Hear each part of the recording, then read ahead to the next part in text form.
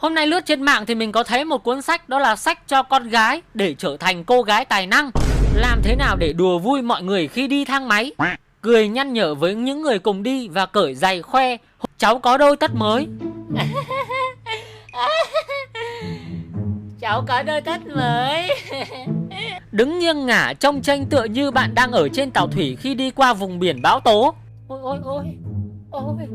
Ôi. Ôi trời ơi. Đề nghị mọi người cùng hát một bài. Mọi người ơi, mọi người cùng cháu hát bài Thiên Lý ơi nhá. Thiên Lý ơi, em có thể ở lại đây không? Biết chăng mà. Reo lên tinh ở mỗi tầng khi mở cửa ra. Tinh. Mở cặp sách ra, vờ nhìn vào trong đó và hỏi cưng có thở được không. Cưng, có thở được không?